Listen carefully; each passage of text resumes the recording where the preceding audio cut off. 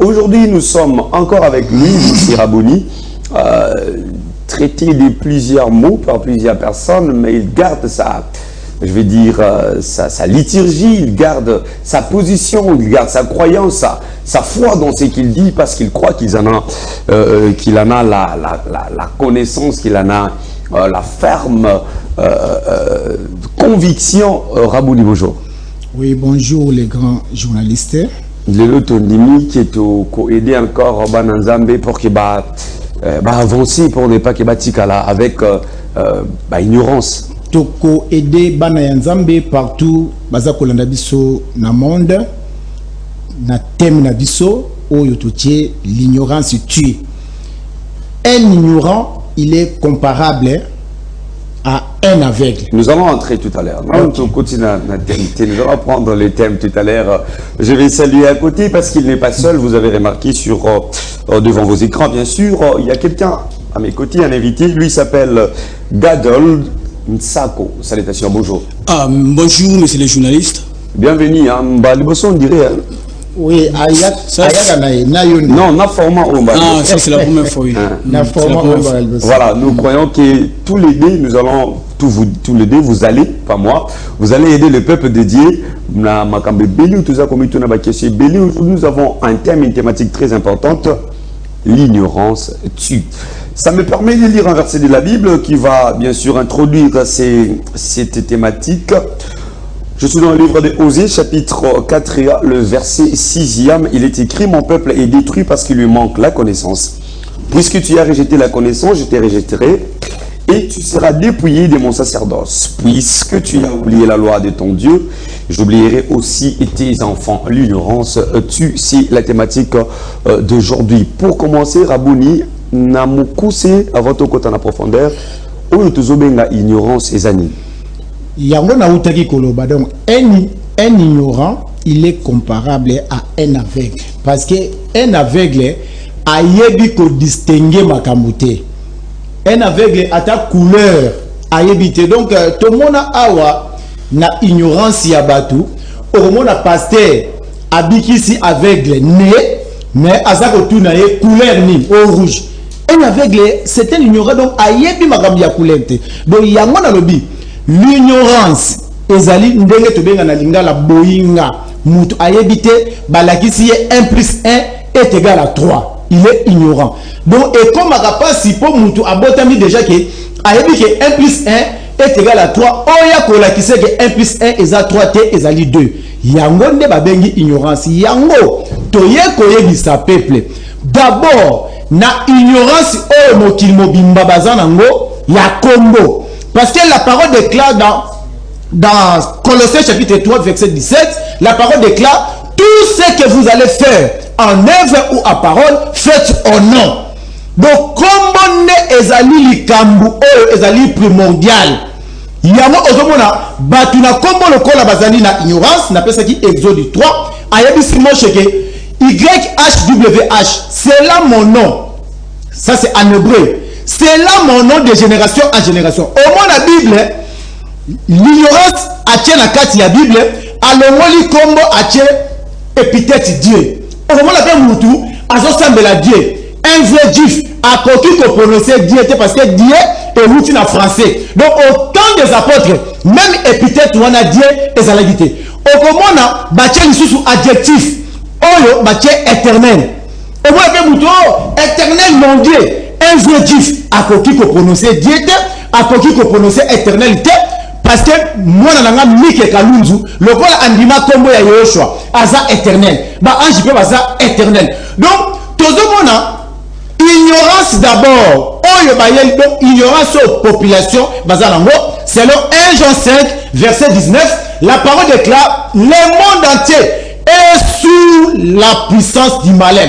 Donc, ignorant mais sans le savoir. D'abord, les traducteurs, Koloba, Likamia Kombo, Balongoli, Bacheba épithète, Bacheba attribut, ils ont ôté le nom d'Isali, le nom que tous les apôtres ont prêché. Même les musulmans, un musulman a bien à la diété, a bien à la. Parce que Allah est un nom propre. Il y a un mot de l'ignorance tue parce que le salut est consigné dans les noms. Acte 4 et 12. La parole déclare, tout ce que vous allez faire en œuvre ou en parole, faites toujours au nom. Donc tous les pasteurs, tous les prophètes qui prêchent, papa, bazaba ignorant, de deux, mais déjà pour tout qu'il ne moussicati, Rabouni, permettez-moi, ou tout à l'heure, que le monde entier est sous la puissance du malin. Le monde entier va ignorer. Et dans l'ignorance, oui. Mais cependant, on a plutôt un monde entier, c'est-à-dire qu'il faut ignorer. Non, le monde entier, c'est une belle question. Yamoko Yehoshua Azakoloba, Namukane Mathieu, faussement appelé Matthieu 21-43. Azakoloba ke nakopona un peuple parmi les nations. Pona nalongola mokili mobima na kati ya ignorance. Apesi na peuple na Israël, apesi bango mukongo lelo oyo ba juif oyo omonaka na Israël ngala sekara ba pasteur oyo bakendaka na Israël. Israël bien aimé bozolanda na bandako. Israël lelo aza référence, c'était la révélation de Yehoshua lui-même. Parmi plus de 180 pays au monde, a se révélé qui na Israël. Mais Yemoko alobi akopesa bango mukongo akose révéler na un peuple. Cela veut dire pour na biso to le makambu ya bien et je sais na biso to kende su na Israël te na ni peuple balandanga bien. On a raison mais attention parce que moi ni biso to sala yiba tebele bazana ba confusion baza pour ça ba bongisa makambu. Beaucoup de pasteurs vont passer le voyage vers Israël, bah comme in Israël, bah kuti les Israélites sont en train d'adorer bah Israël, bah tout dit mais mais comment émission confirmer mais on comprend ma caméra na zoba mais émission passée na zoba qui débat na étymologie pardon bande ko bana biso na ndako bazana pour ça il y a enseignement au kokite ko koma koloba nanga ke nazo comprendre bien tété ba doit na bana pour sa réformation na yebisa ko mingi mingi zo na émission fa ba ngana na za munoko bato bana ndako tangu na yamba question te mto yamba ngotangu na ya na tout ba question ba bana ndako il faut répondre bande ko balobi na yebisa yo boyi OK yo zo ba ke na Israël on n'adore pas Dieu baloba komba Yesu te on n'adore pas Jésus ba croire na yete le rôle nzambe balobi yo kutu apparemment no koma kutu kunate ba pasteur aussi ba koma baza ko affirmer que là-bas le nom de Jésus est adoré. Merci, une belle question. Yango tangu na bandike au comprendre te na lobi boy yemei l'incréé créateur a se révélé qui makamuna na Israël yemoko alobi ke aboyi na Israël oyo nzoto ako se révéler makamboka a se révéler kuna ako se révéler yango na Congo mais outi koloba ke un vrai israélite kotanga kombo ya Dieu akokite kotanga kombo ya Éternel vrai israélite wana ezaba oyo mindele oyo bozomona te les vrais israélites ce sont les Ashkénazes ozomona autour la prophète Ashkénaz ayebte donc les vrais israélites ce sont les peuples noirs même la Bible au moins ma personnage union sur la Bible même Abraham ba verset Ezali ba Abraham ba David ceux qui osent même 1 Samuel 17:41 na combat Goliath na David abi oh un petit enfant noir de na kati ya Bible donc Israël outi ko bake ba pasteur baza ko bake rabuni akenda na Israël te Israël oyo eza mindele na ba indien na ba nido eza sangi ça ba vrai juif ce sont les bantous même histoire na biso ya batu mindu yango ne ba kola yango na Bible na pesa ki même ata ni jardin d'Éden bozu ya jardin na ndenge baza ko bake fleuve et contourna mboka wana bumba au monde même eza Congo yango bazwa histoire il y a peuple noir babamba kuna tant tozo balikambu ya ignorance papa lelo carte ya monde ezali est-ce que pona olongwa na Misraïm faussement lelo Égypte okene na Israël est-ce qu'il faut okata mer bana Israël bavande na mboka moko babenga ngo Goshen ekangama entre Afrique na Asie à partir de Goshen yango moni toye ko yebisa batu sujet o ya ignorance donc batu baza ko sambela kombo ya Jésus po bakuti kombo ya Jésus déjà l'empereur Grégorien Constantin premier pape ya église catholique asi ya longola kombo wana na kati ya Tanakh baye ko la première traduction ya Bible oyo tobengi la Vulgate balongoli batie kombo ya Iesus. Iesus est na grec qui veut dire poisson. Soki au calculer ndenge déjà na expliquaki et puis ça 666. Nazonga na question oyo outaki koloba. Donc nous Mike Kalundu na Gadol na bato baza ko comprendre. Toza lisusu na temps ya kokende na Israël oyo ya mboka te po ye moko le créateur aboya bango Romains 11:11. Alors kutu a suscité jalousie. Bonjour la bandaku. Romains chapitre 11 verset 11. Moi si ayoka ka jalousie soki bazwe lembanda. Cela veut dire makambo mobali asale la kaye akosale la pembanda. C'est ça. Donc Israël ba vrai Israël mindele wanate. Ba vrai Israël place baza ba comprendre que oh mboka au Congo, mboka ya promesse, le pays entrecoupé par des eaux. Ndenge mukane ya Esaïe 18:7. Et ça faut faire sa prophétie pour la Congo. Bango pe ba posséder même parole na biso. Donc tout ça sur la tina ya okende na journée. Merci beaucoup. Donc soki na kunda ya Jésus. Bien aimé. Merci beaucoup. Tu dois avancer. Tu dois avancer au pays maintenant on a pour sanité. Ça on qui met toujours pour ça. Parce que même temps même temps on solo ba pasteur ba Israël. Bakenda qui visite. Non. Bakenda qui connaît la journée, t'es pas au baptême la journée. Bazwa kana journée. Toi avancer. Tu vois ma église Belém na ba toi avancer. Téléphone les arbres. Bandeko, le numéro est affiché là. Plus c'est à 43 89. Le numéro il y a réseau à 89, je vais pas citer les noms. Plus c'est à 43 89 80 66 173. Vous pouvez nous écrire message Toroyamba, c'est en direct, je les téléphones devant moi.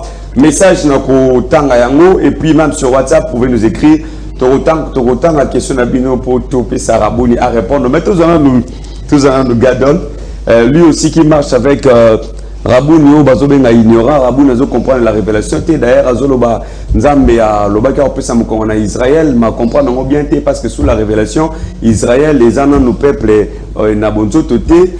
Et puis la carte à peuple moi Israël a bonzo to baza séparé, il y a ceux qui croient en Dieu, ceux qui ne croient pas en Dieu. Dieu donnera les deux pas on dit mais la c'est apparemment Rabou n'est en ignorance et vous-même dans la carte assemblée de Yoshua vous êtes dans l'ignorance. Merci pour la parole messieurs les journalistes. L'engana côte directement parce que les Rabou d'Amos le coup c'est a déjà introduit. Tant que vous avez la ignorance on a dit c'est l'état de celui qui est ignorant.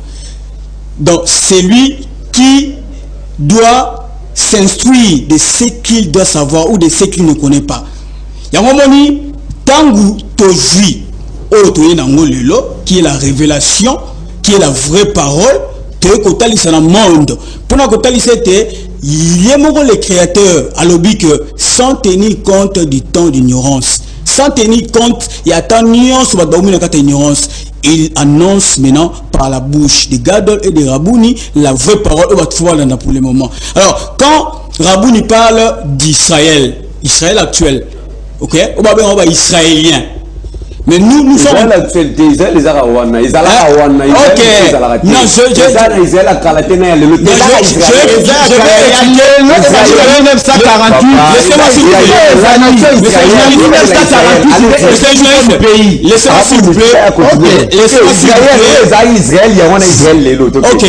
laissez-moi s'il vous plaît expliquer la nuance là, ok, la petite différence qui se trouve entre l'ancien Israël et l'Israël actuel. Okay? L'ancien Israël, les habitants de l'ancien Israël s'appelaient les Israélites. Mais aujourd'hui, ceux qui sont là s'appellent les Israéliens. Moins de différence. Alors, merci. Quand Rabouni maintenant avait parlé des vrais Israélites, Oyo Badoraka, Bidora Dorate, c'est-à-dire, Bakoki Kotanga Kombo Kaka Oza révélé, Oyo Joie pour adorer. Pour dans Exode chapitre 9 verset 16. Parole le dit. On a Moshe, hein, faussement appelé Moïse. Moshe faussement appelé Moïse. Le créateur a édifié Nabimi Sidino na Israël pour que bo annoncer kombo nanga, kombo moko partout dans le monde. On dit yangwana kombo wana obenga oyaki Yehowa dans l'ancienne alliance. Hein? yangoyo eye na nouvelle alliance Yehoshua auto annoncé. Alors quand nous parlons de l'ignorance n'engata koloba batu lokola bakangamaki ne loko abegi Bible aussi ba bebi ça parce que la Bible est falsifiée à 60%. Ils ont falsifié et ils ont remanié, ils ont amendé à plusieurs reprises. Tout le monde la version alors, la Bible c'est un livre qui contient un nom de la perdition, le nom de Jésus, le nom qui ne sauvera personne. Comment est sauvé dans le nom véritable qui donne le salut, c'est le nom de Yehoshua. Il y a un livre Actes chapitre 4 verset 12. La parole déclare que le salut ne se trouve qu'en un seul nom, le nom de Yehoshua. On continue. La Bible, la version Olingi. Actes chapitre 4 verset 12 au monde. Le salut n'est consigné qu'en un seul nom. Comme beaucoup à mon corps. Il y a un moment tant que tu as expliqué un nom propre reste invariable. C'est le nom commun de échangeaka. Mais un nom propre reste invariable. Si en Israël là-bas, les sauveurs, Jésus, c'est comme on ne peut pas comment Jésus. Pour un nom propre échangera. Maintenant, comment expliquer que en Israël, Jésus, c'est aujourd'hui, Jésus. Ah, si quoi le moni, place yo aux olingo comme côté biso dozate. Nandengeni. Tangu kombo oyo ya solo Yehoshua, il a qui falsifié. Hein? Il a qui falsifié. Bango pe o ba Israélien ozomona mindele lelo. Ba zwa Bible na ignorance nde ba kota pe kaka na bujo ba wana. Mais biso na rabute ko lwano sur les vrais Israélites aux biso ba Congolais. Parce que là qui le royaume des cieux l'air sera retiré. Ba ko botra bango le royaume des cieux peut regrouper sango en notre pays, les pays entrecoupés par des eaux, par des fleuves. Le pays entrecoupé par les fleuves, par des eaux dans le monde Isa Kaka RDC.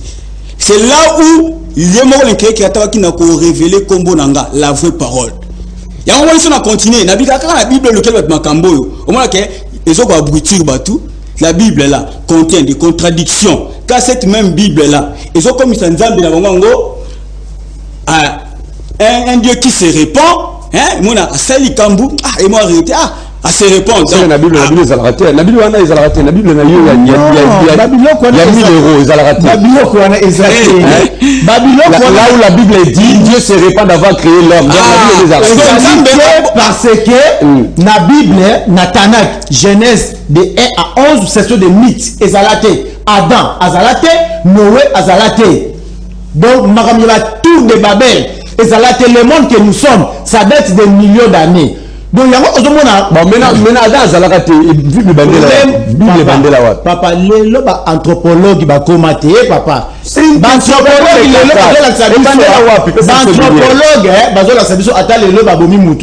Anthropologue, carbone 14, balakisi date ya mutu. Bazui argon baché et la tido batu ya mayele bazak donc kolanda le monde évolué même quand la carte bible balobi que Josué a telmisaki monde babomi Galilée na église catholique à cause il y a que Galilée a dit que la terre moi etambola terre batelmisaka eloko etambola c'est la terre qui tourne autour du soleil bayende ko pesa Galilée raison déjà basi babomaki donc bazali déjà na ignorance. Ça c'est l'église catholique ya moto za koloba tangu batu baza ko benga même Jésus Christ de Nazareth. Est-ce que moka wana nashrat, est-ce que comme Jésus ezalaki toza ko na biloko o bandeko la biso ya bandu mbaliaka misili na France et bota rappel on appelle ça en français fourgère.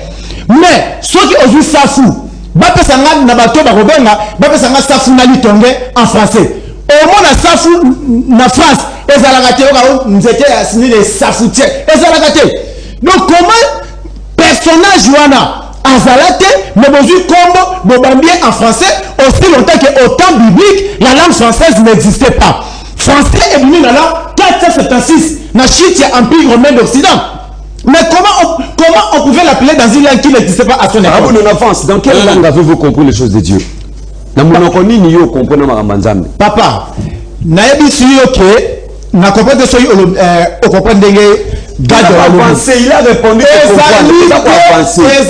le problème na biso eza no propre ezate soki na bengi mutu chibola ifona loba chinuba problème na biso ezali ke non propre mwana musala oyo bayela ki e kombo na yena balangi tout expliquer Gabriel mais le nom oyo alaki ke ne touchez pas à mon sein non biso problème na biso eza ya langue te les sali eza na balangue te d'ailleurs n'a lui de préciser une belle question comment il y a choix donc ce n'est pas en hébreu il s'est révélé na peuple hébraïque comme naïe mais donc eza par exemple ceux qui a se révélé na bino na Kikongo alinga aye bisoka ke Yehoshua mais na bino ba Congo c'est ça donc le nom de Yehoshua eza na hébreu te eza na langue mokote après ça fait signification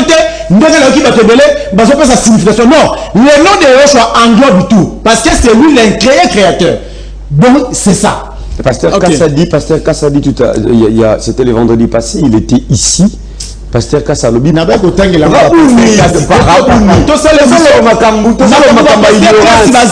sont les ignorants c'est un ignorant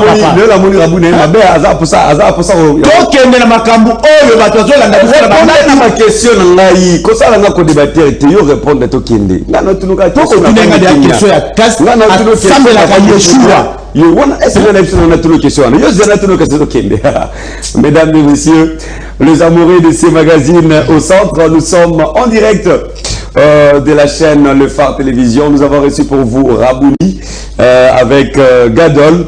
Nous parlons sur l'ignorance. Rabouni Lelo aza côté abisso sur l'ignorance pour que bateau bazan na ignorance, balonga na ignorance, bazonga na vérité. On a zolo ba question.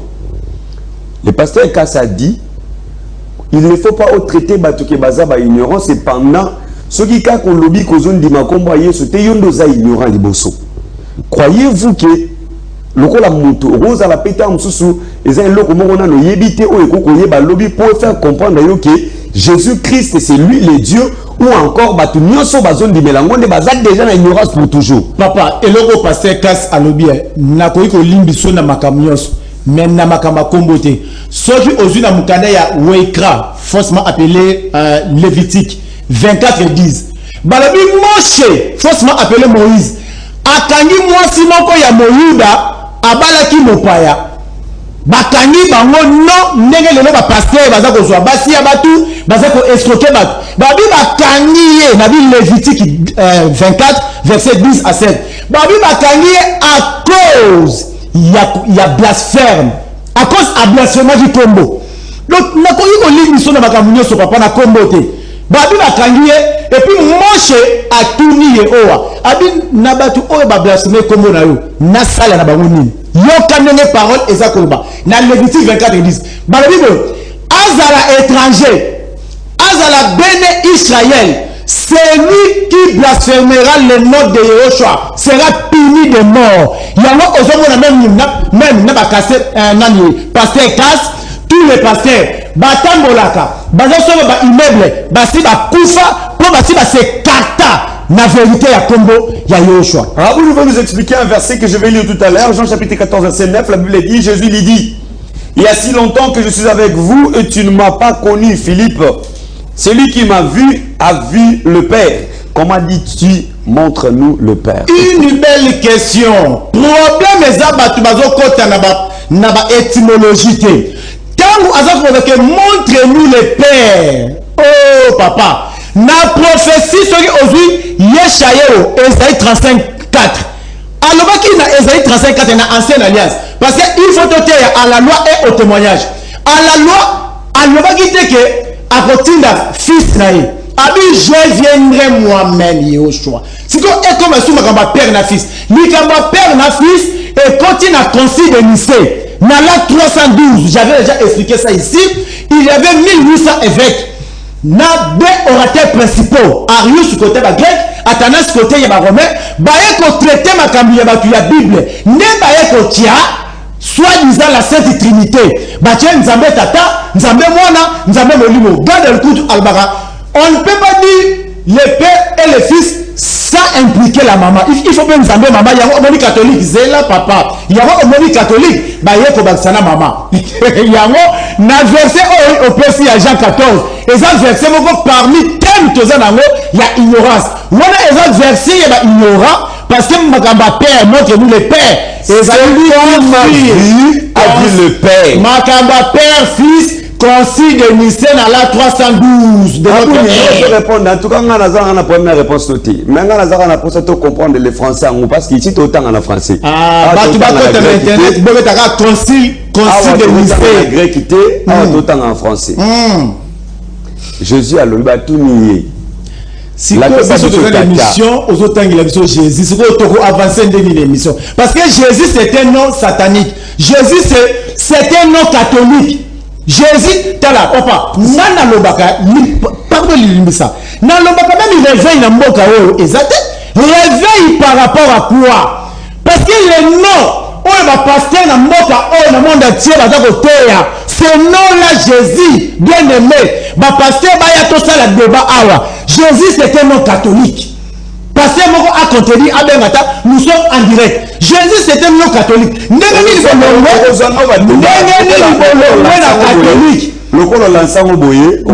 Merci. Question simple. Jésus selon ces versets il veut faire voir à Philippe que c'est lui le père. Non. Makambouane ezali concile de Nicée. Makambouane na Dieu montre-nous Yehoshua. Papa, Deutéronome 6:4. Et le but chez Marie Israël, Yehowa, El et Akak. Mokeli azalaka moko. Azala makamba père, fils, Saint-Esprit. Même makamba Saint-Esprit. Et ça makamba concile. Le Saint-Esprit là n'existe pas. Moi-même, comme je suis ici, je suis le Saint-Esprit parce que nous avons un combo. La parole du Seigneur dit le péché contre l'Esprit Saint. Oh. Mais là, vous comprenez, vous dites, n'a pas God. Parce que la monnaie n'a pas été. Ok. Péché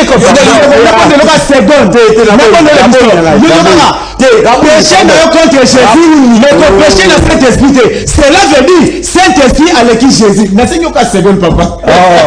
Le péché contre le Saint-Esprit. Chers téléspectateurs, écrivez-nous. Le numéro est là affiché. Puis c'est 143 89 80 66 153. C'est l'émission, le numéro plutôt par lequel vous pouvez nous joindre en direct de ce plateau. Nous sommes en train de parler de l'ignorance. Mais c'est le journaliste. Gadol, écoutez ma question. Bon, précis de là. La ligne le banane va poser question. Il n'a pas de sa question comme ça, on l'a ramassé la question dans la Ok. Voyez-vous pas que Rabouni a blasphémé même contre le Saint-Esprit, c'est prendre pour le Saint-Esprit qui est de Moulimo Santo. Ok, merci encore une fois pour la parole. Ngana le baboué.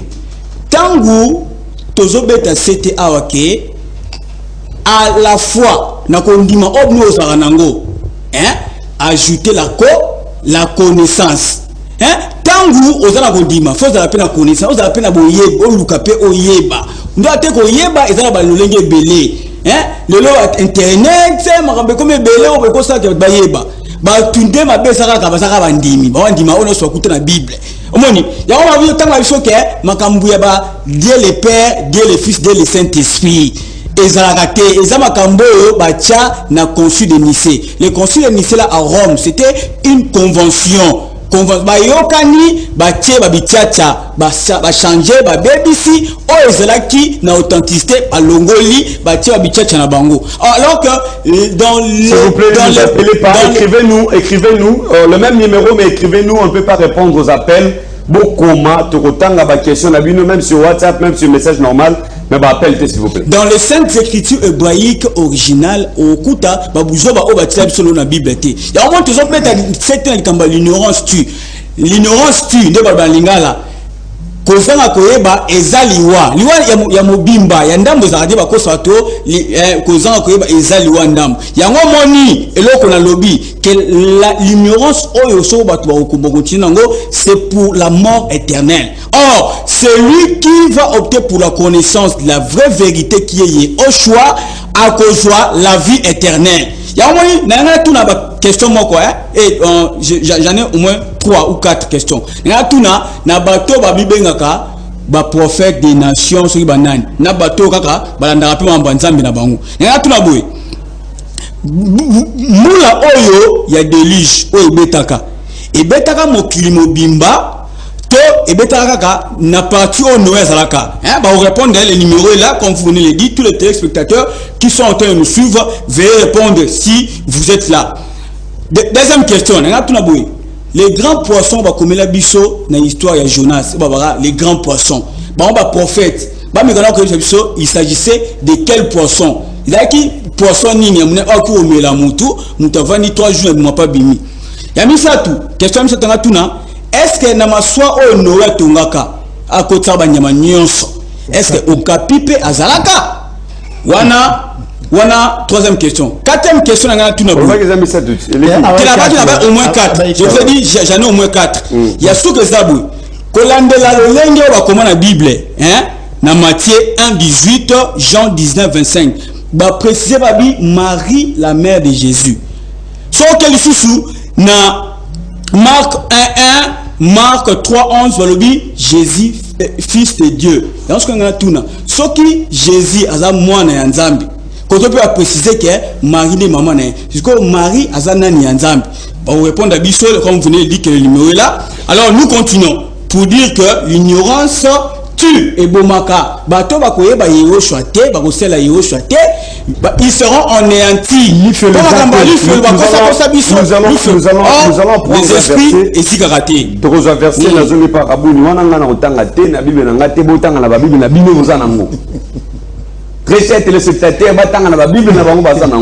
Corinthiens chapitre 3, le verset 11.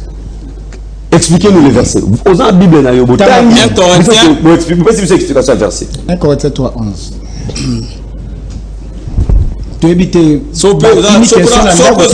Question, au moins 5 questions de Kitia. 1 Corinthiens 3, 11. Oui, qu'il est. Pour un retard. 1 Corinthiens 3, 11. 11. Car personne ne peut poser un autre fondement que celui qui a été posé, savoir Yehoshua. Une belle question. Bakomi ke moto mususu acha moboko te kaka moboko oyo ezali ya kotia omoni ba ignorant ba tie Jésus. Siko mutu tangu akuti ke fondement mususu te ezaka ka Jésus mais abosani ke na Bible nyonso na première page bakoma la Sainte Bible traduite d'après les textes originaux hébreux et grecs. Est-ce que en hébreu, ce nom-là, Jésus existait. Dans la place de Jésus, c'était Yehoshua. Donc, personne ne peut poser. Papa, Moutou, Azoko Makambo, Ezalaki Shaou. Apôtre Shaou. Atikala Koueba français, Bantoma Bazalaki na premier siècle. Na premier siècle français, Ezalaki te. Ezalaki que personne ne peut poser un autre fondement de savoir Yehoshua. C'était ça. Merci beaucoup. Qu'est-ce que c'est de comment combien à lobby? Tuna invité na la chapeau à rouge. Aye bisabiso. Comment est-ce que ye azako ndima ndambo ya makomi ya Bible mais mususu azako boya? Papa nangai déjà to sito lobaki on dit Bible oyo c'est là pardon. On met ta bossa l'émission bana ndako bana posa lumière. Mutu musazo lando le temps ça landa ki lobby. Ya monio na TV ayoki mambolobi atuni question. Répondre à Yesu kazana bolili à côté de la lumière. Ça va, une belle question toujours. Nalika na répondre na ba version biblique. Ce qui a vu version biblique, il y a 8 secondes où ils ont répandu dans le monde entier. Au monde ils ont 66 livres. Ce qui a vu Bible, il y a Tob, a vu Bible de Jérusalem, ils ont 72. Bangoyo so pour le molate, pour bakisate. Donc c'est pour cela, on a de 1, de 2. C'est pour cela que Toza Kolongo la Bamakamususu au moins à 8 secondes a commis. Par exemple, Matthieu 17, 21. Alors que cette sorte de démons ne sont que par des jeûnes et des prières. Mais au comment on a versé wana, ba traducteur nyonso, ba comment ya moté. C'est pour cela la conférence ba uti ko sala na Jérusalem. Yoka ba traducteur, ba lobibo, il n'y a pas d'équivalence entre des choses exprimées originairement en hébreu et leur traduction dans une autre langue. Balobi, boti de la mission de la suggestion en vue d'améliorer les éditions ultérieures. Donc, bango moko ba yabi que Bible eza na ba erreur, eza na ba inexactitude, eza na ba ebele oyo bango moko non ba komeli biso mais balobi que eza déjà ba fausseté. Ya motango biso total la Tanakh, total la kati ya ba traduction autorité na Tanakh. Comment Jésus est athée? Comment Jésus est allé un nom catholique? Qu'est-ce qui vous fait croire que Tanakh n'a binondé yango? Mais le salut vient de Dieu. Papa, cette question. Oui. Qu'est-ce qui vous fait croire que Tanakh n'a binondé za makomi nzambe? Parce que acte 4, non, Jean 4, 22 à 24, la parole déclare le salut vient de Dieu.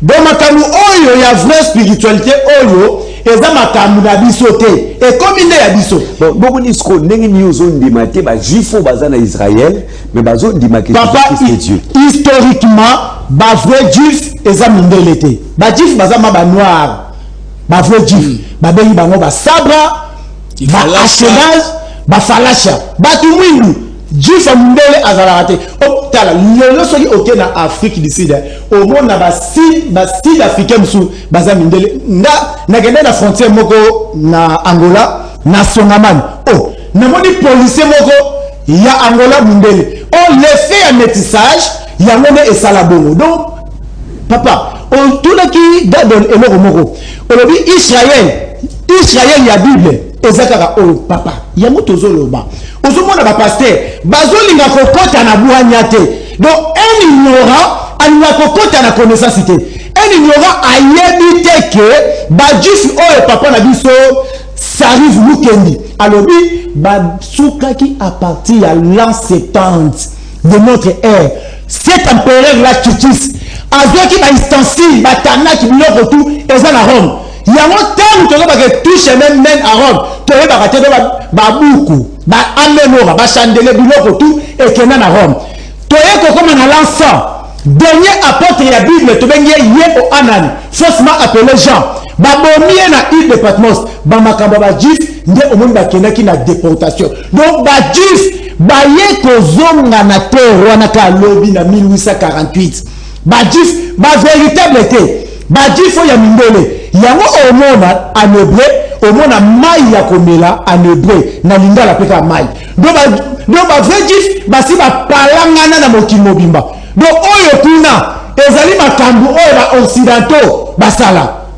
bomi tungisa komi tungisa te je suis sur WhatsApp un message qui vient de nous parvenir bien que ça a comboté ndeko journaliste batina ba kombo parce que na règle ya média na règle média za bongo batia ka kombo te rabundi aliko santanga non média ndenge ba na télévision na la kisi atie kombo te yango na l'action mais autant c'est lokola eza soki fantôme soki yango na l'action pe ndeko yo za journaliste ote yanga ke na règle ya média il faut atie kombo to koki pe kotanga donc pour répondre rabu nazo banga ba question papa boko mabotinda rabu nazo banga ba question aibi ke fara via émission prochaine à Ozala na muto ya kokata msusu ko faire face à la comme qui ma question soku ndia bata msiko zo ki maboya bata pembe rabu ni répondre à question papa komi tungisa mingi te ozongisa muto esi abunga na nzela po alingi na ye kozonga na nzela te Jésus-Christ est le seul et l'unique Dieu. Makambazo loba ayebi yango te o eza manifestation ya Antéchrist. Une belle question. Tout na siko na kati ya Bible tango ange Gabriel ayaki bandeko tozala seye tango ange Gabriel ayaki est-ce que apesaki kombo Jésus ou bien Jésus-Christ apesaki na Matthieu 1:21 tango ange Gabriel aye abi to cheka na ignorance na bango wana to ndi magana kati ya ignorance na bango alabi ke mwana oyo bakobenga kombo Jésus c'est quoi combo ya Christ et au sangana na Jésus Christ na quelle prophétie na quel passage OK balobi que moi on a akobenga ba vous avez 5 minutes sans que na katayo au faire voir na bana nzambe na batuno so bazolanda biso quelle est cette grande ignorance au bato bazanango o esengi babimana wana pena na okutuna question te yo bozo katanga izela na teto na okata te na vandi kimia vous avez 5 minutes ou expliquer na bana na nzambe na mokili mo baba bolanda yo quelle est cette grande ignorance dans laquelle nous devons sortir yango malamu na 5 minutes au pesainga na utaki koloba na bandeko na lobi un ignorant azak comparable na un aveugle. Un aveugle ayebi ko distinguer même couleur te. C'est ça l'ignorance. Yango na zolo bana bana na nzambe. Soki toke par exemple na banzembo oyo bazo par exemple ya Amina. Amina eza ni en hébreu parce que na Bible baza ko yebisa biso tozaka na deux langues bibliques. Toza na hébreu, toza na grec. Amina eza ni en hébreu, ni en grec, ni en swahili. Nous sommes en direct na télévision. Batu babenga bayebisa biso Amina na swahili et latini. Eza sirène des eaux. Pour vous la plupart des gens yemba Amina na lambela yo mosaka et Amina nzemba et puis ba nzemba ngo satanique ezalaka elengi. Eza ni en hébreu, je suis le professeur de la langue hébraïque. Eza lokola batu oyo bazo sambela Jésus Christ de Nazareth. Nazareth wana eza mboka ya batu ya bajif. Balobaka hébreu. Cette femme là Myriam, elle était une femme juive. Ayebaki français pour français et na 5e siècle. Hier azalaki mutu ya 1er siècle. En hébreu J ezate, V ezate. Si vous bien le prophète, bon ben na Jésus de l'ennemi. Na hébreu nous avons 22 lettres. Nous avons Aleph, Bet, Gimel, Dalet, He, Wa, Uzaï, Ket, Tet, Yod, Kaf, Lamed, Mem, Nun, Samek, Aïn, Pe, Tchade, Kof, Resh, Shin et Tao. 22 lettres. Junave et Zate. Toke pe na grec. Parce que même la théologie, bah quand ça a Nouveau Testament et comment la grec. Na grec, toza na alpha, beta, gamma, delta, epsilon, dieta, eta, theta, iota, kappa, lambda, mu, nixi, omicron, rho, sigma, tau, ypsilon, phi, chipsi, oméga. Junave et Zate. Donc Jésus na Jéhovah. Au lieu qu'avait pasteur, Rabou nango, alpha, aleph, bet, et ça na langue nil. Yemo la liye bisarayo papa na biso Sarif Mukendi. Un musulman avant akoma mwalim, il faut aller appeler langue. Langue o ekomi spiritualité wana. Yamo na 5 minutes au pesinga na yebisi la population. Tant osa kosambe la Jésus, yamo Yeshua alobia, il y aura des pleurs et des grincements de dents. Batu ba kolela na tangu wana. Mwana oyo atravaka na ye malamu te na classe ata azwite akolela te mais mutu oyo atravaka bien mwana oyo atravaka bien soki azwite akolela elingi koloba bo batu bazali kosambela en dehors ya volonté ya l'incréé créateur. C'est pour cela leurs âmes seront anéanties. Volonté na ye alobi na Luc 24 45 à 47 alobi la repentance et le pardon du péché serait prêché en son nom, pas à ses noms, pas à ses titres. Donc, Azaka kana le nom unique, oh ange Gabriel ayakinango, le nom de Yehoshua, oh yoba longola na kati ya mukanda, Bible oh yoba pasteur bozolanda, André Chouraki, c'est 1000 €. Et ça na combat Jésus na kati te pourquoi? Pourquoi tu as 1000 €? Pour batouba yeba vérité te. Donc, au moins la Bible a lu c'est bon, à ça là c'est bon révisé, à cinq ba excuse. Alors Jésus oh la Tchelibino, c'est un nom dérivé. Nali ko chute bon.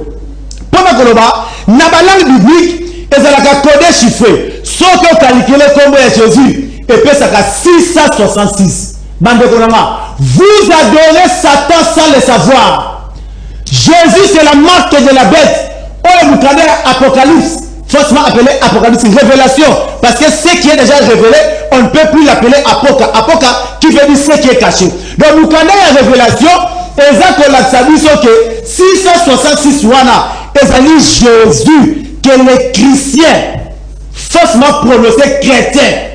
Donc, autant des apôtres, batika la tobenga bango chrétienté. Ce qu'on dit Actes 11, 26. Balabik, ezalaki nde mbala ya liboso apôtre Shaul faussement appelé Paul akena Antioche toujours les Grecs akena Antioche ne babengi bango na kombo ya Christus oyo lelo ekomi chrétien apôtre Paul okutu amona Yoshua te siko avant apôtre Paul ba disciple babenga maka na kombo nini yango omoni tokopesa ba numéro na biso ya téléphone bon préparer ba téléphone na ba stylo topesa ba numéro parce que TV ezalaka ngonga boya na assemblée boya kolana ba cours ya hébreu ya grec au fele et puis ba miracle nyonso esalama na Bible esalama ka na kombo ya Yoshua. Merci beaucoup Rabouni. Tokozonga pas Gadol pour te PCP quelques minutes à expliquer c'est quoi l'ignorance au Bananzambe mukilumba foba bimanango mais avant na mukuse yo lo ba mo belé na mukuse ozo répondre à des questions de quoi tindi photo tanga rapport ba continuer à kotinda eza malamu mingi de quoi commis. Bonjour journaliste, c'est Chris depuis quelque part. Tous les langaï papa ya chapeau ya rouge question ya liboso bango na secte na bango batiaka dim ou pas. Deuxième question, est-ce que pour na kobengana milimo mabe il faut kobengana na kombo nini? Merci beaucoup. D'abord ignorance tango abengi na secte na bango akota na dictionnaire na ye mo secta en grec qui veut dire séparer. Donc ba église nyonso tondi na Kinshasa bango nde baza ba secte bango nde ba se séparer la vérité authentique ya apôtre. Donc biso toza ba secte te biso toza ba original. Donc yango biso le roi toza ba secte te to moni que aucun apôtre après ça verset apôtre oyo asenga ki dîme.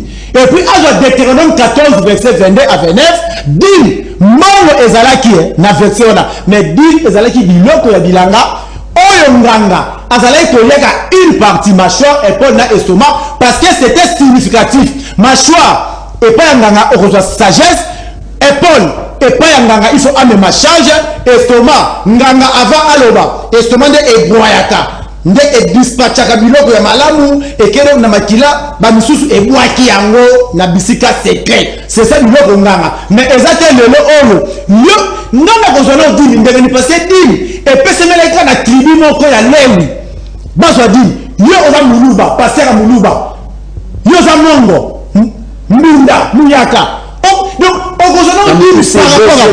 deuxième question bobengana ka milimo mabe ce qui sengo bengana milimo mabe na secte na bino na lo makambu oya na secte na bino bobengana ka milimo mabe na kombo na pesa qui verset déjà ya Colossiens 3:17 la parole déclare tout ce que vous allez faire en œuvre ou en parole faites en nom. Le nom n'était pas Jésus, Jésus c'était non catholique. Merci beaucoup. Comment pas Gadol ignorance nini oyo mukilimo bimbafoa bimanango. Vous avez 2 minutes parce que comment j'étais déjà. Mais c'est le journaliste n'a s'appelle encore une fois qu'on le téléspectateur au bazar qu'on a dans la minute oyo que l'ignorance tue. L'ignorance oyo biso tola ko beta seti batba bimana yango eza kozala na fausseté. Or la fausseté ya liboso l'autre baki eza kombo oyo ebomi mokili kombo ya Jésus. Po batamayele to ke na bino batamayele babi un nom propre reste invariable. Sikoyo tangu le sauveur ayaka na mukila pour nous sauver biso kolanisama Esaïe 35 verset 4 alors que je viendrai moi-même aïe avant ya c'était avec un signe hein et puis ange Gabriel aïe ko annoncer combo pendant que la langue française n'existait pas tabino moko parce que combo o ezalaka tangu langue française ezalaka te comment on peut kalaka Jésus te parce que comment Jésus ndeni ya moni ya mibale nazoloba ne rabuna ocholoba eloko ezobebisa makambo ya Bible oyo ba bebisa ne question pour ani tondima une partie soboya ah ya ngana répondre il faut avoir la révélation so la révélation nde okomona ke a kotoyo ba bebisa ya bien nde yango tuzo salela donc kosukisa ezaboyi tant auto vivre eza selon 2 Timothée 4 3 à 4. Il y aura un temps où les gens ne supporteront plus la saine doctrine. tu vas supporter les sous sainte doctrine doctrine ya kitoko oza conseil et bozo ko supporter la sainte doctrine la doctrine de Dieu donc bozo ko supporter ngai nazo belande batu oyo bazo supporter ngoki habite pas mo so boza kat ba ignorant ba chrétien comment ba chrétien na ba secte mususu na ba église oyo ba ko supporter sainte doctrine te obiso do lobalelo Yehoshua la vraie vérité pani babi ils auront la démangeaison d'entendre les choses agréables. Si vous regardez, enseignant le coutin, pasteur, prophète, question sur notre tuna, répondre ils sont en train d'envoyer les messages de ma question sur notre tuna, pas répondre à mon compte. Alors, les pasteurs, les docteurs, le prophète ou abima, ils détourneront l'oreille des gens de la vraie vérité au plutôt le bas. Alors, les gens se tourneront vers les fables. Or, les fables, ce sont des récits imaginaires, qu'on peut appeler aussi fausseté, ou récits ayant un caractère mythologique. Il y a un pasteur va toka carotter moi même histoire d'Adam et Ève, ils ont ce sont des mythes, des fables. Mais moi pasteur à toka. Il y a un pasteur moi quoi na plateau ça de banaï na tuni nabi som otali na histoire ya Adam et Ève. Au monde keo Caïn ça qui moi na ya serpent. Na sens ni serpent et même la Bible la nature elle-même ne vous enseigne-t-elle pas? Est-ce que nyoka a un rapport sexuel à mutaboti c'est moi? Au monde. Donc c'est inconcevable. Mais maintenant on dit amen. Au monde. Donc on nous toujours expliquer bah tout des fois on a na boania paix na spiritualité. Donc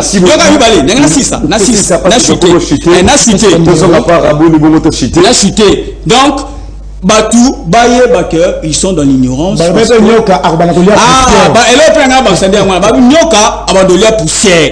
Il y a un qui est pasteur. Est-ce que Nyoka, il y a la poussière? Toi, tu as un tout bon. Pasteur Ado, non, à cause d'un contact de la poussière. T'es déjà. Donc, les pasteurs, les prophètes, Batounions, ceux qui sont dans le nom de Jésus, ils doivent savoir que Luc 24, verset 47, il dit la repentance et le pardon du péché seront prêchés au nom de Yehoshua. Donc, ils sont perdus.